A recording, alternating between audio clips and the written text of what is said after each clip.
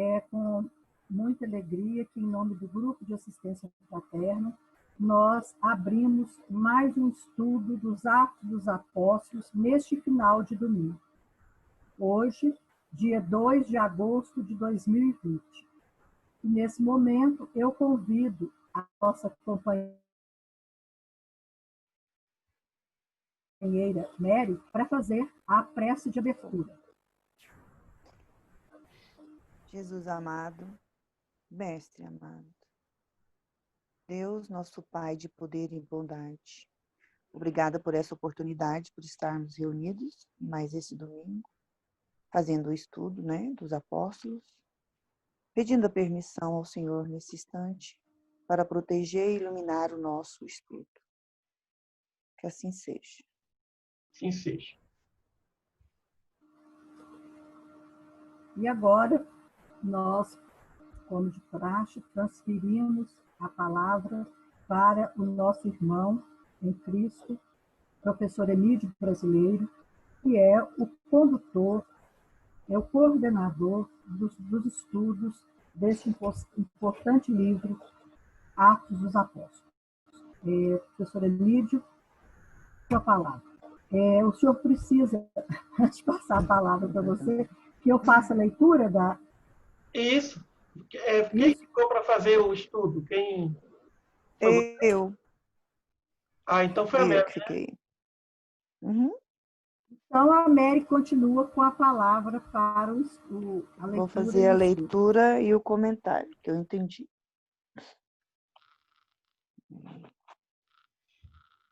A primeira comunidade cristã. A multidão dos que haviam crido era um só coração e uma só alma. Ninguém considerava exclusivamente seu o que possuía, mas tudo entre eles era comum. Com grande poder, os apóstolos davam o testemunho da ressurreição do Senhor e todos tinham grande aceitação. Não havia entre eles necessitado algum.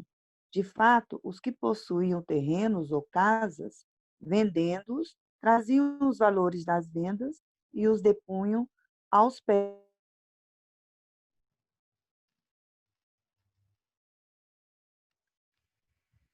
segundo sua necessidade. A generosidade de Barnabé. José, a quem os apóstolos deram o cognome de Barnabé, que quer dizer filho da consolação, era levita, originário de Chipre. Sendo proprietário de um campo, vendeu-o e trouxe o dinheiro, depositando ao pé dos apóstolos. Eu entendi assim que eles tinham a fé, E com a ressurreição, os apóstolos oravam para eles, E que entre eles tinha tudo em comum acordo, Não tinha um que ficava mais necessitado que o outro. Aquele que tinha mais distribuía para os apóstolos e os apóstolos iam distribuindo conforme a necessidade de cada um. Então, na comunidade não havia nenhum necessitado, Todos eram distribuídos igualmente entre eles os bens, Ou seja, os que tinham vendiam e distribuíam igualmente entre eles. Isso que eu entendi. Que seria bom, se fosse até hoje assim, Emídio? Então, com a palavra agora, o nosso irmão Emídio. Esse item aí, a primeira comunidade cristã, ele vai até Barnabé, né? Isso. Até diz que, no final aí, José, que os apóstolos haviam denominado Barnabé, também fez o mesmo, Vendeu e trouxe o dinheiro depositando aos pés dos apóstolos. Vocês vão ver no próximo domingo o que vai acontecer com Ananias e Safira, que não fizeram o mesmo, Muito bem. O que quando o moço rico perguntou a Jesus o que era necessário para ser perfeito, Senhor, eu cumpro todos os mandamentos desde a infância. Olha, não é fácil cumprir todos os mandamentos. Os 10 mandamentos.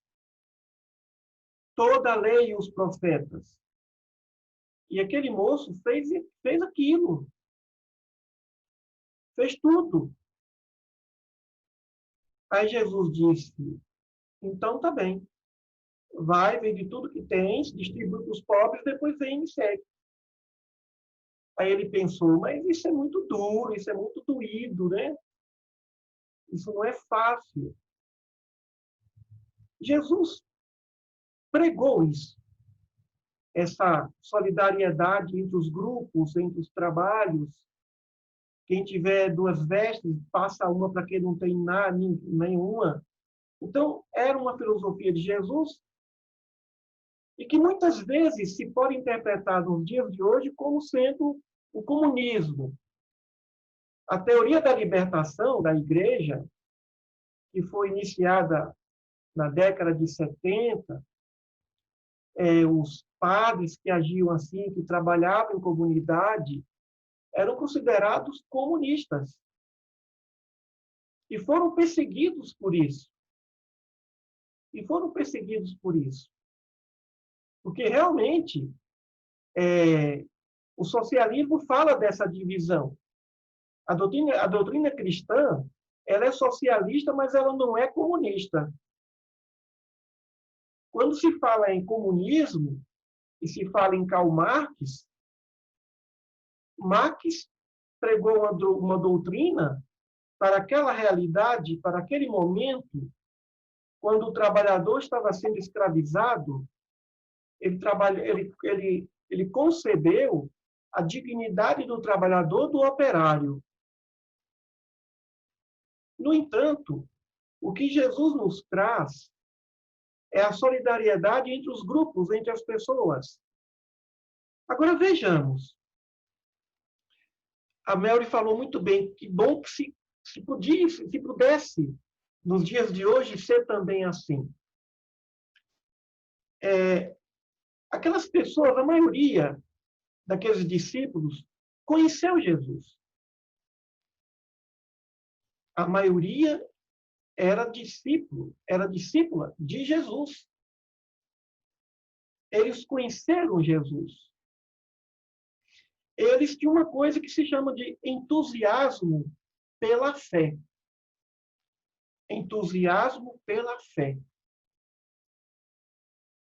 E esse entusiasmo pela fé faz com que o indivíduo descubra, naquele grupo de trabalho, uma nova família. Barnabé tinha um nome, que era José. Depois que ele vendeu tudo e distribuiu para a comunidade, teve outro nome.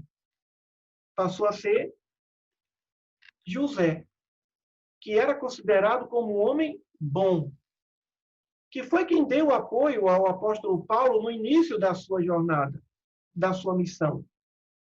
Agora eu pergunto a vocês e gostaria que cada um me respondesse. O que moveu, além, claro, do entusiasmo, além de terem conhecido o mestre, o que fez com que aquele grupo inicial fosse tão coeso, fosse tão unido, a ponto de vender cada um tudo que tinha para distribuir para todos? O que fez? Qual é a grande motivação? Vocês podem me responder: a fé.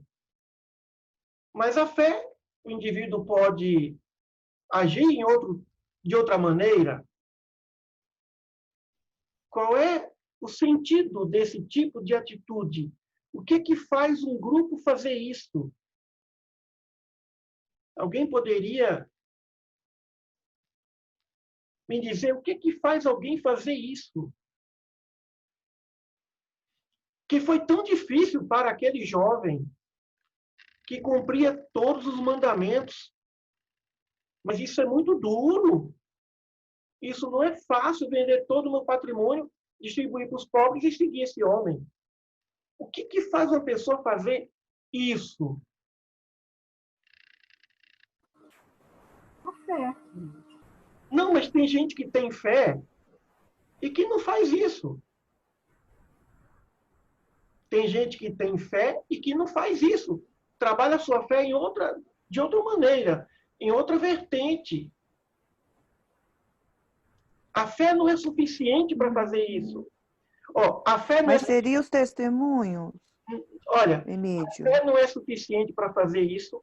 O amor não é suficiente para fazer isso. A esperança não é suficiente para fazer isso. A certeza da continuidade da vida? Também não. Não? O que faz uma pessoa fazer isso? Porque é uma coisa muito radical.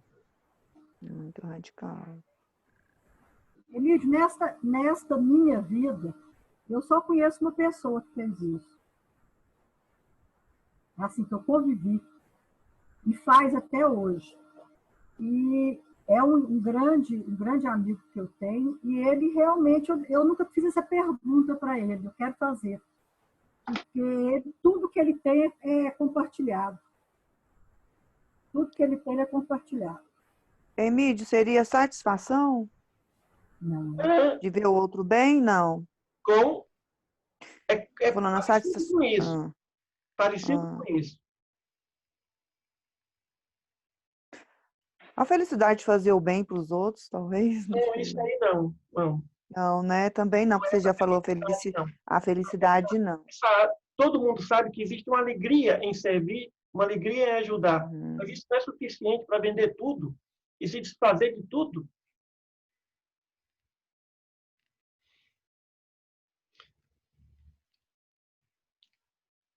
Uma frase, que eu não sei se é de Santo Agostinho, que ele diz assim, que se o homem soubesse quanto é bom, faria o bem por interesse. Quanto é bom fazer o bem, faria o bem por interesse. Isso, exatamente. Aí já é uma consciência da lei natural, do que a lei faz, né? Apostar na lei, no banco divino, realmente funciona. Mas não é isso que faz. Eram pessoas singelas, pessoas simples. Então, não sei. Vamos lá? Vamos refletir sobre isso? Vamos lá. Fica muito fácil a gente olhar a vida da gente. Quando cada um de nós nos encontramos numa religião, o que acontece primeiro? Não vem entusiasmo praticamente cego? Alegria, um entusiasmo que a gente é capaz de dar tudo.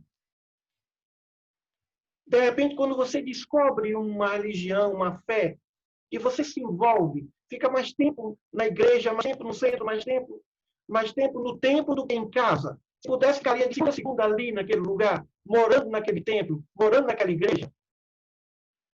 Todo mundo aqui já experimentou um momento de grande entusiasmo pela sua fé. E aí, o que acontece? Por que o entusiasmo diminui? Por que diminui o entusiasmo? Por que você começa tão empolgado ou empolgada num movimento? Porque não estamos falando aqui de fé religiosa, criatura com o Criador. Estamos falando aqui de fé em grupo. Estamos falando aqui de uma relação horizontal. Não estamos falando aqui de religião. Estamos falando aqui de movimento religioso. Movimento entre os religiosos. Atitude entre eles. Não é verdade? Eu vou dizer porque isso desaparece com o tempo. Decepção. Decepção com líderes dos grupos religiosos. Decepção com companheiros. A decepção faz com que o entusiasmo fique morno ou até frio. Mas o que levou aquele grupo a fazer isso? Ora, o mancebo rico, que era uma pessoa da lei, não se entusiasmou com Jesus. Mas aquele grupo estava entusiasmado. Sabe o que é isso? O que leva o indivíduo a fazer isso? não é uma fé. É uma imensa alegria. É uma imensa satisfação. Porque se encontrou naquele grupo. Eu não estou dizendo que se encontrou na filosofia do Cristo. Se encontrou naquele grupo. Um por todos e todos por um. Aquele grupo estava unido, disposto a um morrer pelo outro. Isso é igual casal quando começa o casamento. Já reparou como é que funciona? Todo mundo entusiasmo. Ali morre de paixão. É muito fácil. Quando você entra no restaurante, você sabe, pela maneira como os casais se comportam, é capaz de você dizer quanto tempo cada um tem de casamento. Um fica assim, o apaixonado, mesmo de casado, um fica olhando no outro assim, não é? Segurando a mão, né? Quanto mais tempo vai passando, mais a distância. Depois de certo tempo, um fica olhando para cima, olhando para lá e dizendo assim, não vai chegar logo essa janta, não? Esse almoço? Quanto maior o tempo, maior a distância. Diminuiu o entusiasmo. Quando se tem uma forte alegria em se fazer alguma coisa, alegria. O sentido é fazer com alegria. Fazer com amor é uma coisa, fazer com alegria é outra. Amor pode ser misericórdia, compaixão. O indivíduo pode ter compaixão e não estar feliz, e não estar alegre. Eu estou falando uma explosão de alegria, que não é felicidade. Então, aquele grupo estava alegre por estarem unidos ali em nome de uma causa. Só um imenso entusiasmo pode fazer isso. Total entusiasmo. Aí você não mede consequências. Aí você, para superar o apego, só uma grande alegria. Não é alegria em distribuir. Eu digo que eles não ficavam alegres porque eles distribuíam. Eles estavam alegres por estarem juntos.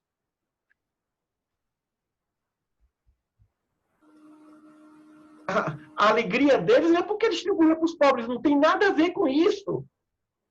Distribuir as coisas para os pobres é um ato de misericórdia, de caridade. Mas você pode fazer isso sem estar alegre. Eu estou falando bem. Quando você está alegre, feliz em estar ali com aquele grupo, aí você faz tudo por aquele grupo. Você faz tudo por todos. É a única coisa que faz com que o indivíduo faça isso. O mancebo rico não estava verdadeiramente feliz em pertencer ao grupo de Jesus. Ele poderia fazer isso até depois. Depois que ele se sentisse verdadeiramente alegre, entusiasmado, seriamente apaixonado por aquele grupo, por aquela causa. Aliás, causa não, grupo. O indivíduo pode ser diante de uma doutrina e não estar satisfeito com o grupo. Não gosta daquele grupo. Aí não faz. Mas se o indivíduo está entusiasmado por aquele grupo, se o indivíduo gosta daqueles irmãos, se ele está ali, ele faz tudo. Mas se ele não está feliz naquele grupo, se ele não está entusiasmado, se ele não está alegre, ele pode fazer. Mas ele vai fazer o que o Ananias e Safira vai fazer, a gente vai ver no próximo domingo, que fazia parte do grupo, mas não fez o que Barnabé fez. Eles venderam e deram só uma parte. Barnabé deu tudo. Todos deram tudo.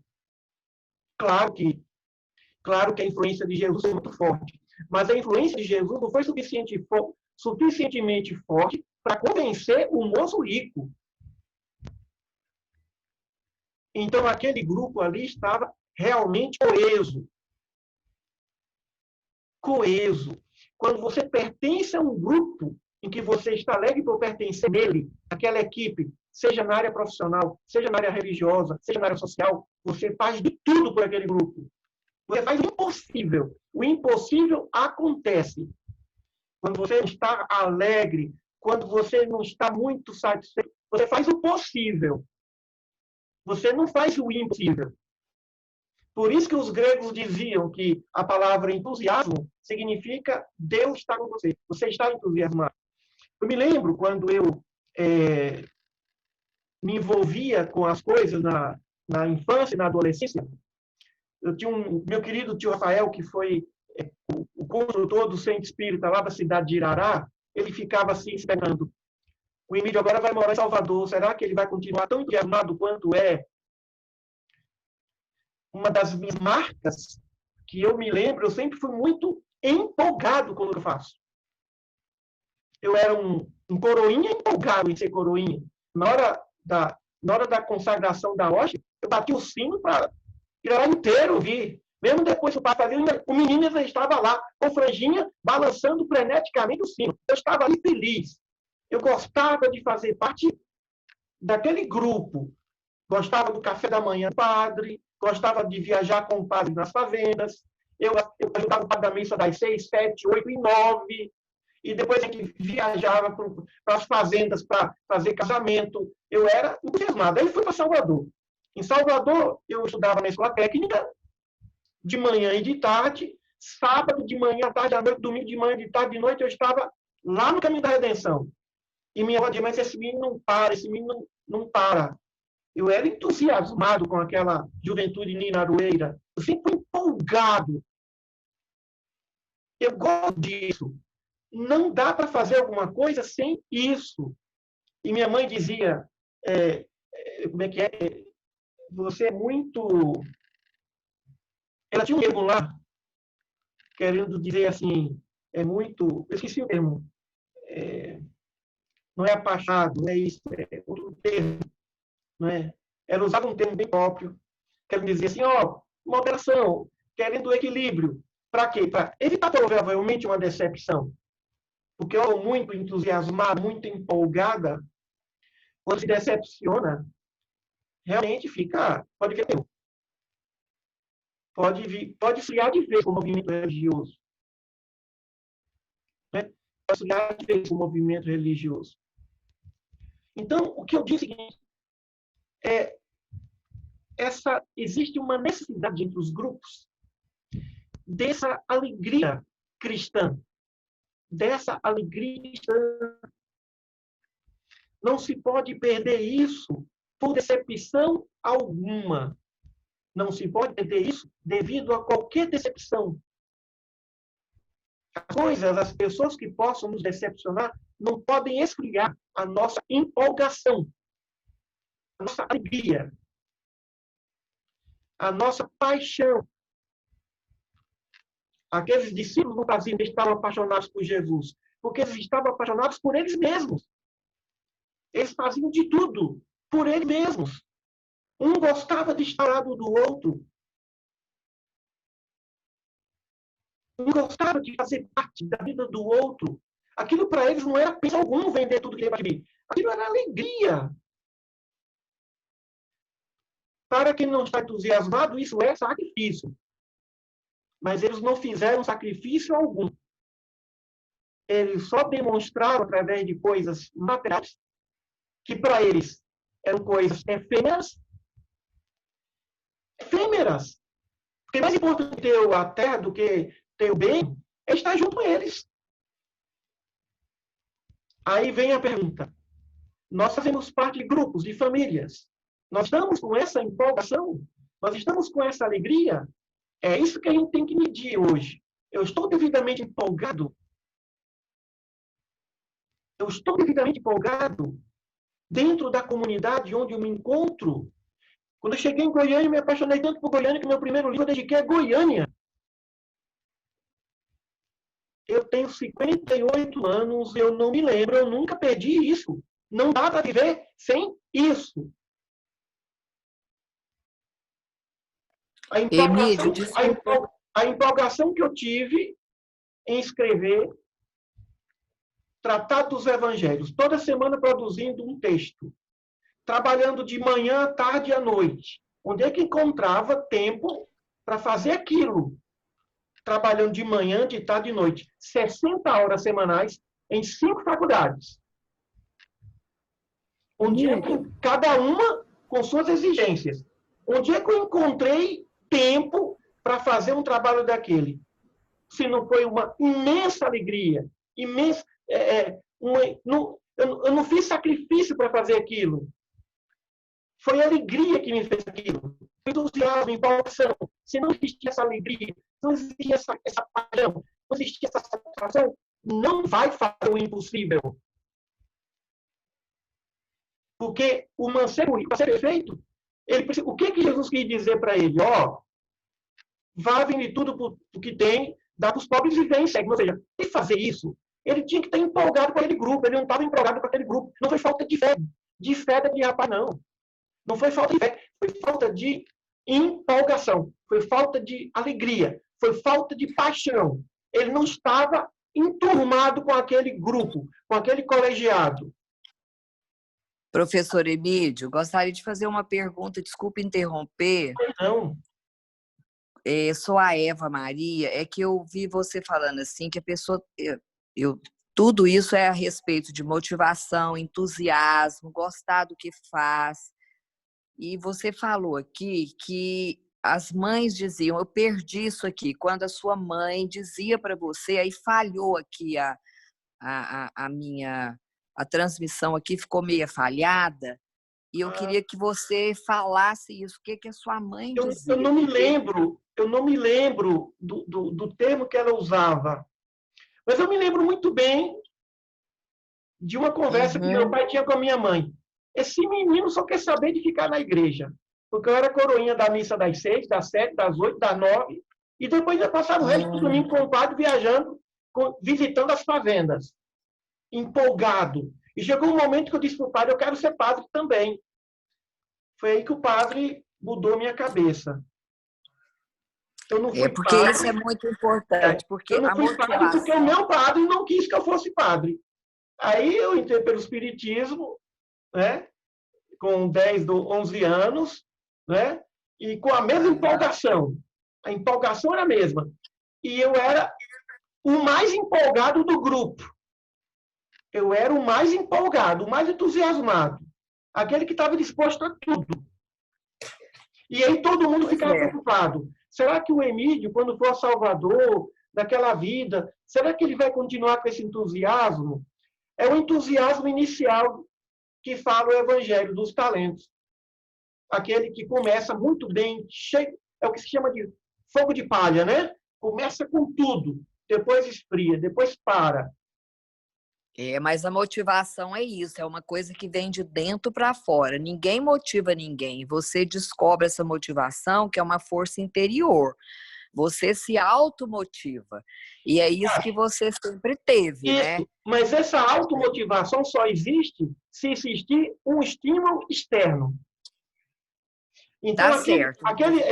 aqueles apóstolos, aqueles discípulos estavam felizes uns com os outros. Sei. Eles estavam contentes uns com os outros. Eles gostavam de estar entre eles.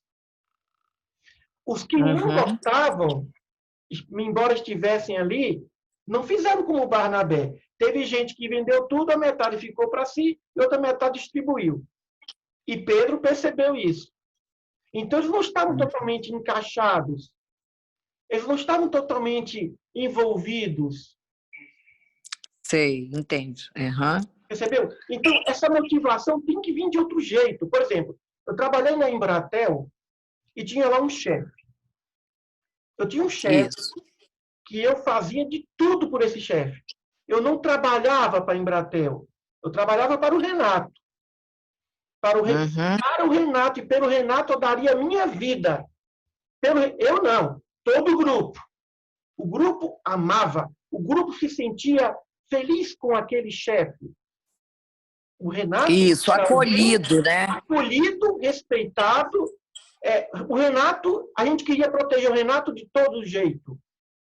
Isso. Então, mas isso é o trabalho em equipe, né? Isso é porque ele passou essa liderança para vocês e vocês acolheram. Isso, exatamente. Faziam tudo para ele. E isso na vida da gente, tudo acontece dessa maneira. Exato. Né? Porque se não acontecer dessa maneira, não é capaz de sacrifício. É o que você disse agora, 60 horas semanais na faculdade, que você fez você não fez nenhum sacrifício, porque você gostava ou gosta do que faz. Não, não. É a Não, eu estou falando em relação a escrever o que eu escrevi.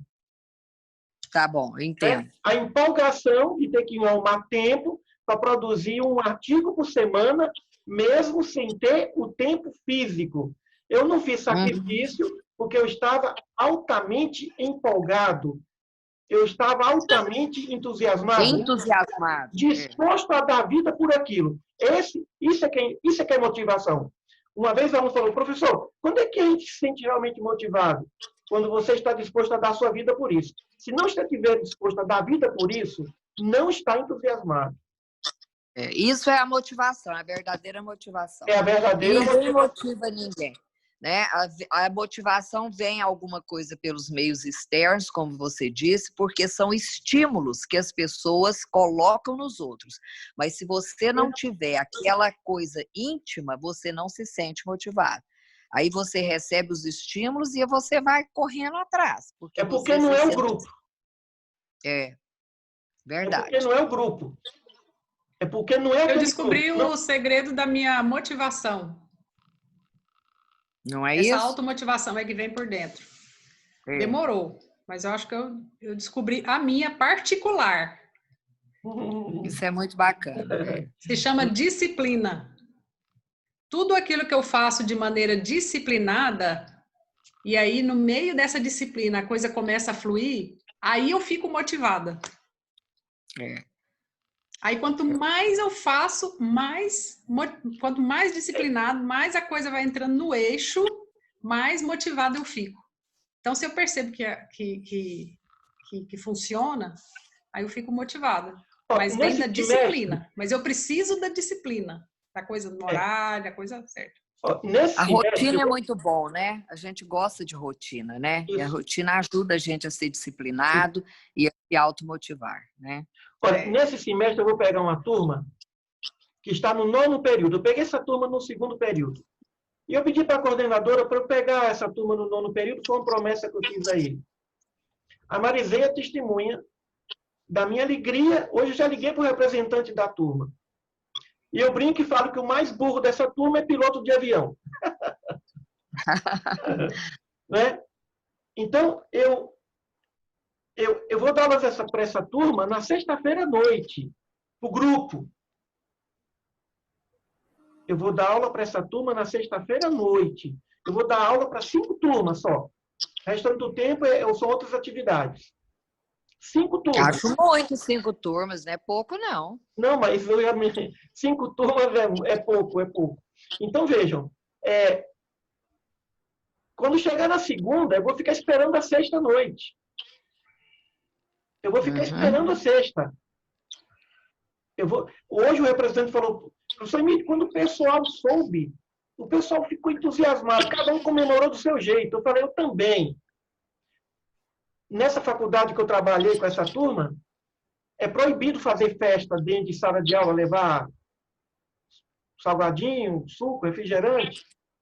E na despedida do 2º período, a turma entrou com tudo escondido, até o saco de lixo escondido. E entrou um vestido de Batman, um vestido de Mulher Maravilha e outro Superman. Esse de Batman saiu de Goiás e está morando na Holanda. Já soube que ele vai entrar em alguma dessas aulas remotas, o Lucas. Está todo mundo empolgado. Até os que saíram, onde estiverem, alguém vai entrar, porque é o grupo dos rebeldes. Os que faziam festa escondido da direção, escondido todo mundo. Mas existe ali uma... E o grupo não se dissipou, o grupo continua o mesmo. O grupo é unido. O grupo ali é unido. Perceberam? Eu sei o nome de quase todos. Então... Isso é muito bonito, né? Então, isso. Claro que as outras turmas eu não conheço, eu vou pegar gente nova, evidente. Esse é um grupo que eu já conheço. Então, para esses discípulos distribuírem, dividirem seus bens, não basta apenas ter fé. Tem que se sentir alegre, para se sentir encaixado naquele grupo. Para se sentir encaixado. Olha, eu gosto de fazer parte desse time. Eu estou muito preocupado Eu não sou torcedor do Flamengo, mas eu estou preocupado com o Flamengo, porque o técnico saiu. Parece que o Jorge Jesus saiu, voltou para Portugal.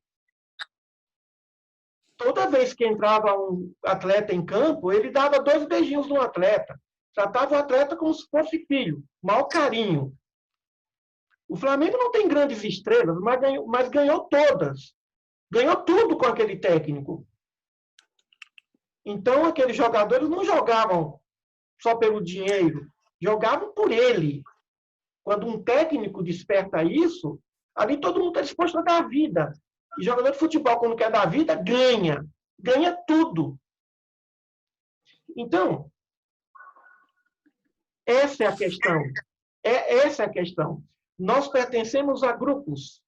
Nós pertencemos a um grupo de cidadãos goianos, goianienses, grupos familiares, grupos profissionais, grupos religiosos.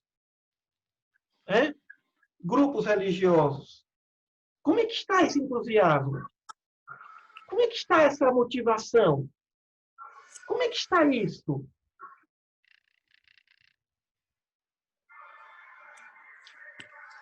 Porque senão a gente vai ajudar. Se pedir ajuda, a gente ajuda. Mas será que vai fazer sacrifício por isso? Tu pode até fazer, mas será que vai estar satisfeito em fazer sacrifício? Essa é a questão. Eles faziam isso com alegria. Não tem problema. Eu faço isso. Eu dou tudo que tenho e distribuo para todo mundo.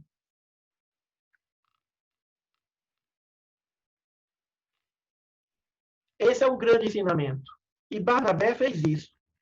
A palavra Barnabé se chama filho da consolação. Ele era proprietário de um campo, vendeu, trouxe o dinheiro, depositou aos pés dos apóstolos. Ó, faça aqui. Não foi a Jesus que fez ele fazer isso, não. Não foi os apóstolos. Foi amor a ele mesmo por se sentir encaixado naquele grupo. Se sentir aceito por aquele grupo, valorizado por aquele grupo, encaixado por aquele grupo. Ele daria a vida por aquele grupo. Ora, para quem quer dar vida, dá patrimônio, mas é pequena. Eles estavam dispostos a morrer por eles. Não era por uma causa, por eles. Essa é a herança de Pedro. Pedro foi o grande líder que inspirou isso naquele grupo. Será que Ananias e Safira não conheceram Jesus? Provavelmente sim. Mas por que não foram tudo? Dividiu. Ficou uma partezinha, a outra parte passou para os apóstolos. A gente vai ver isso na próxima. Porque não estava verdadeiramente se sentindo encaixado, não entusiasmado com isso. Quando tem entusiasmo, sobe o Everest sem poder. E por que ele sobe, o alpinista sobe o Everest? Se tiver encaixado com aquele grupo. Muita vida, tem gente que morre porque tenta salvar a vida do outro, que no meio do caminho congelou.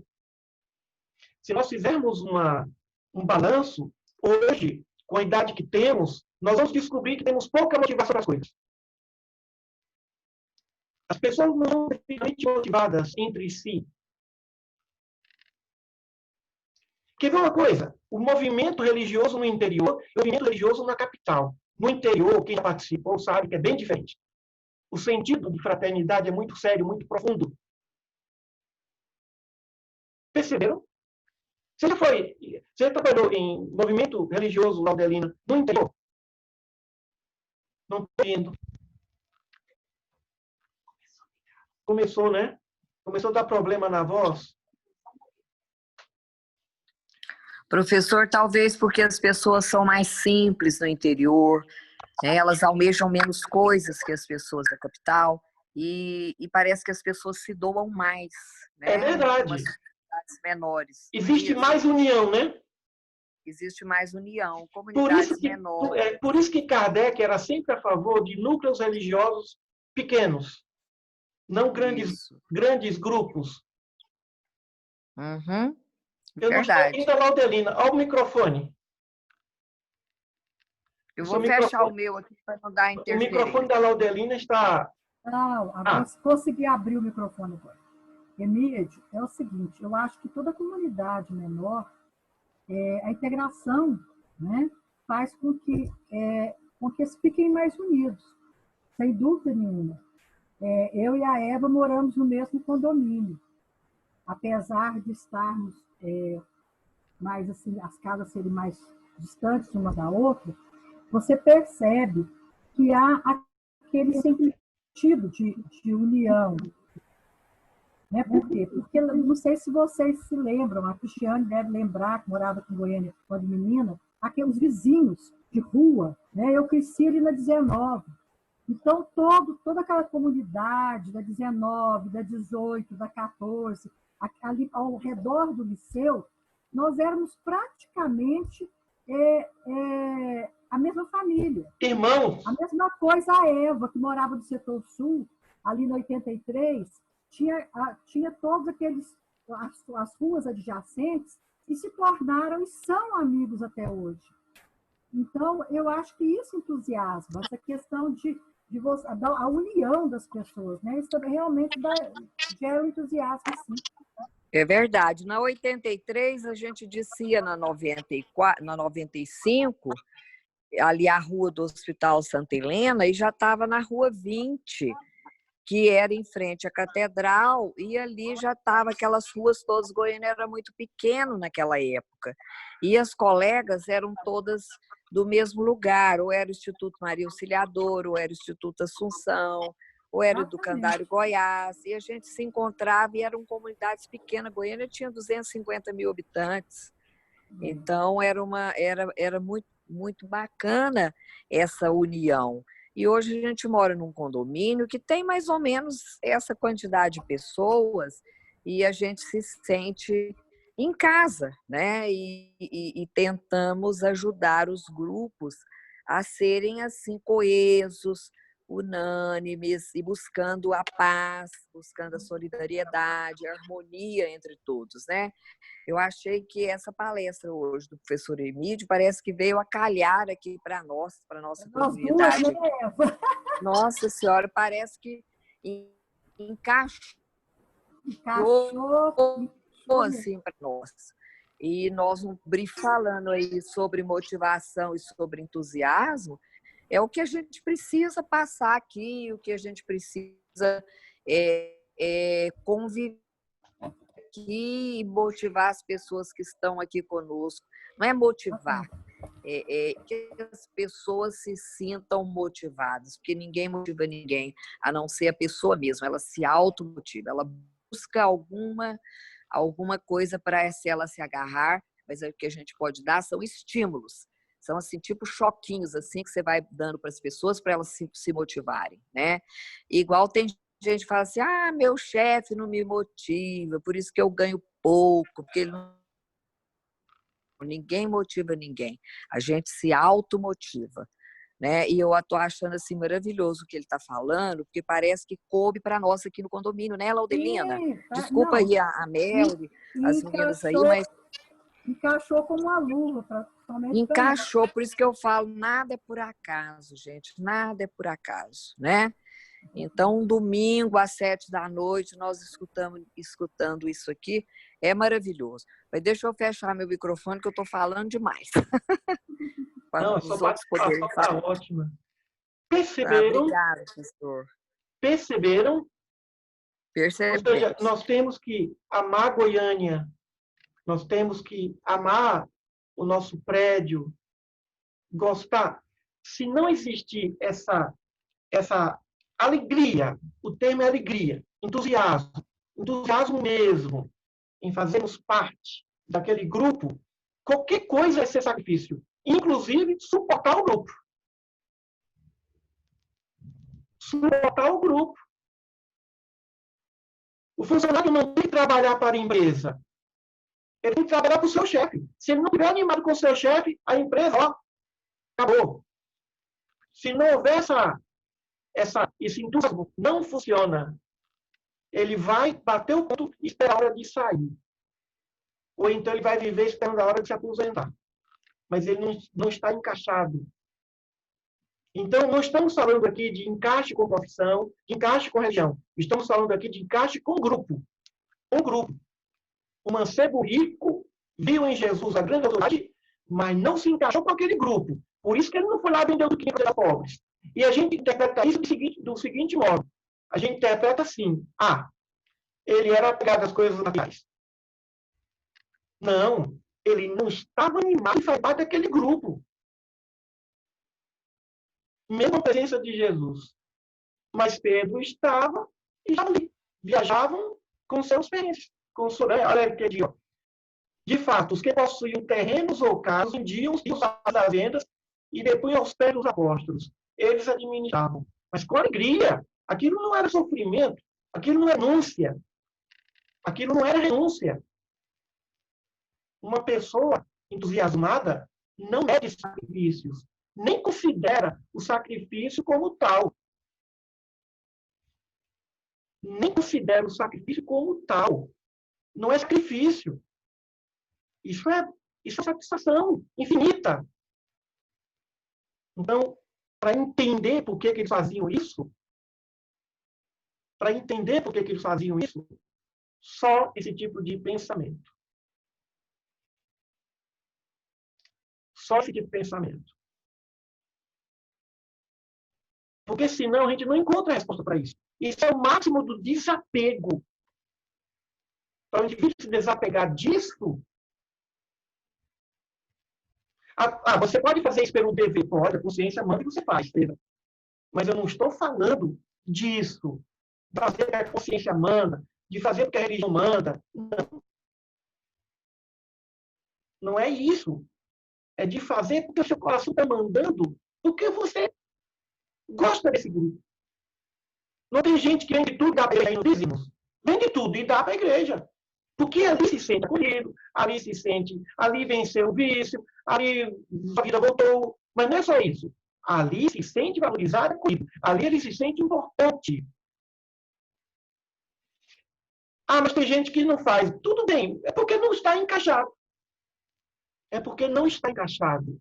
Devidamente encaixado. Qual a culpa? A culpa não é de ninguém. Porque também cada um tem seu grau de exigência, né? Cada um tem seu exigência, queria ser mais acolhido, estou sendo mais ou menos. Aí vem o ciúme, né? Não gosta dele do que de mim, e aí esfria também. Então é isso. Qual é a reflexão de hoje? Pena de nós se não estamos nisso. Qual é o grupo que nos inspira a fazer isso? Pertencemos a grupos. E qual é o grupo que nos inspira a fazer isso? Vou dizer qual é. O amor de pai com filho e o amor de mãe com filhos. Aí encaixa. É um amor, aí já é uma empolgação, porque às vezes não há aquela grande afinidade entre pai e filhos. Aí é sentimento. Mas aí é quase que também uma obrigação. Eu estou falando não é em obrigação. Eu estou falando em espontaneidade.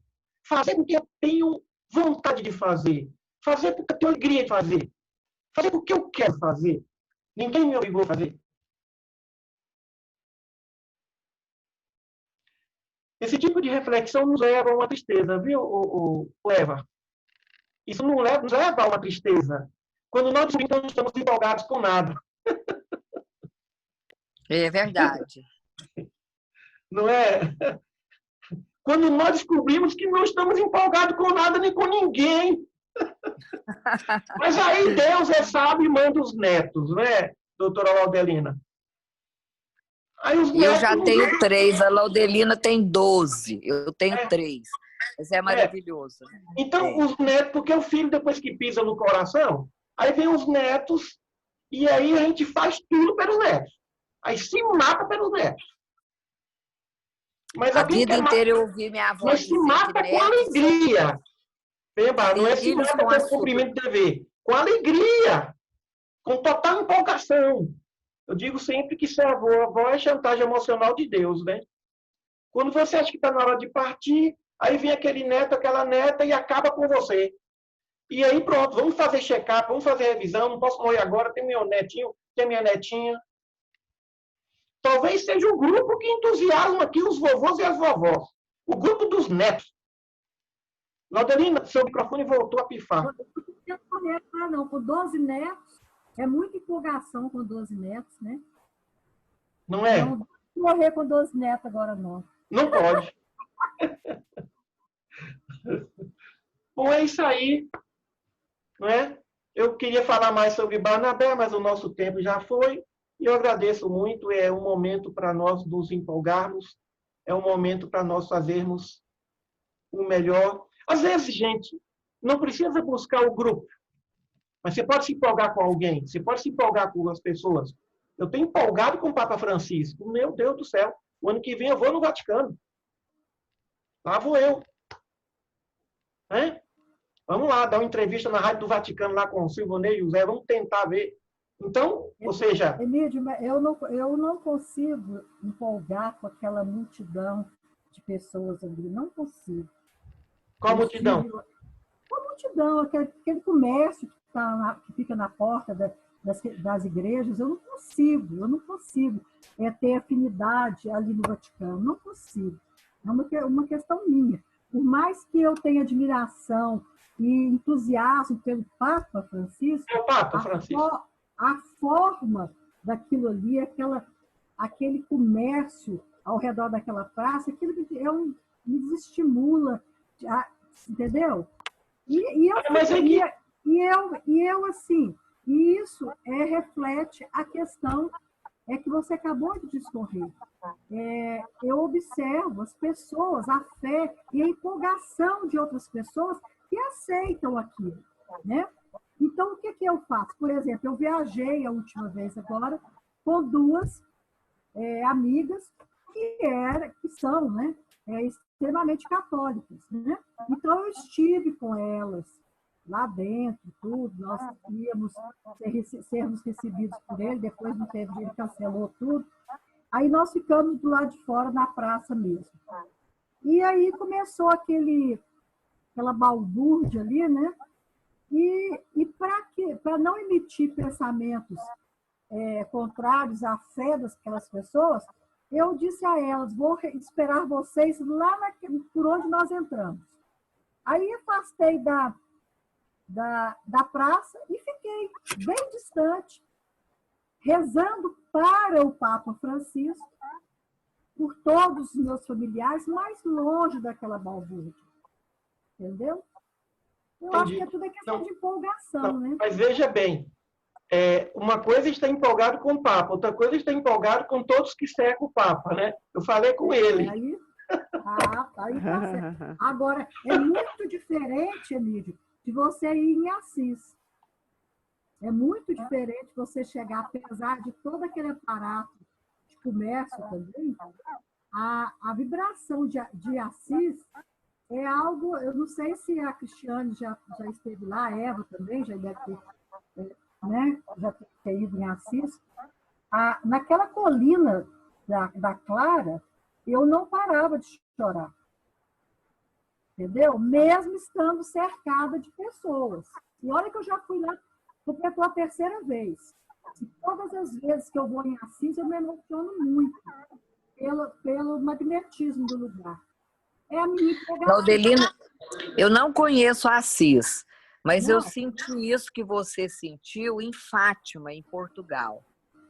Eu senti uma coisa tão única, e nós estávamos só em família, só os irmãos e a mamãe, mas eu senti que eu chorava e que eu senti uma vibração, uma coisa inexplicável ali naquela cidade, naquele lugar ali. Então, isso é de cada um, né? Eva, a Cristiane aí mora pertinho, mora em Porto. Pois é. Olha que maravilha. Vou até passar por lá. Semana que vem, eu acho, vou passar lá em Fátima. Olha aí. Pois é. Diretamente. Eu conheço Porto, também é uma cidade maravilhosa. Você mora num paraíso ali, uma maravilha aquele lugar. É verdade, é bem Meus gostoso. filhos são apaixonados por Porto. São apaixonados. Vão voltar lá em janeiro para defender a dissertação. Já terminaram a dissertação, já vão defender. Só está esperando a pandemia passar. Né? Pois é, gente, é essa reflexão. Então vamos fazer a oração, né? A oração final, né? Para encerrarmos. E eu gostaria imensamente de pedir para que todos possamos mentalizar os nossos entes queridos que estão junto conosco, que estão distantes pelo Covid, e também todos aqueles nossos amigos ou familiares que nessa semana partiram para a pátria espiritual, né? Nós aqui em casa já tivemos mais ou menos uns 5, né? Seis pessoas, né? Da nossa convivência que foram, né? Então, vamos pedir a Jesus as bênçãos para todos nós, o conforto e, principalmente, a coragem para prosseguir. Fechemos os nossos olhos. Jesus amado, querido amigo de todas as horas, nós te agradecemos por mais esse domingo de aprendizado. Nós te agradecemos por estarmos aqui reunidos num grupo tão harmônico, estudando os vossos ensinamentos. Que a vossa luz possa iluminar os nossos caminhos, que o vosso amor possa cobrir a nossa multidão de pecados e que, principalmente, a vossa paz esteja nos nossos corações, para que sejamos capazes de transmitir essa paz a todos que nos cercam. Envolva, Jesus amado, todas as pessoas que neste instante, cada um de nós está mentalizando. Que todos recebam as vossas bênçãos e que a misericórdia do Pai amado esteja com todos que deixaram o plano terreno de volta, de regresso à casa do Pai. Que os benfeitores espirituais possam envolvê-los em seus primeiros passos e possa confortar o coração de todos os familiares. E com a prece que nos deixastes, nos tornando uns irmãos dos outros, nós queremos encerrar o nosso estudo deste domingo, agradecendo ao professor Emídio Brasileiro, rogando ao Pai as bênçãos para o seu lar. Nós repetimos em voz única a oração do Pai Nosso. Pai nosso que estás nos céus, santificado seja o vosso santo nome, venha a nós o vosso reino, seja feita a vossa vontade, assim na terra como ela é feita nos céus. O pão nosso de cada dia dá-nos hoje, Senhor. Perdoai as nossas ofensas e ensina-nos a perdoar aqueles que nos têm ofendido.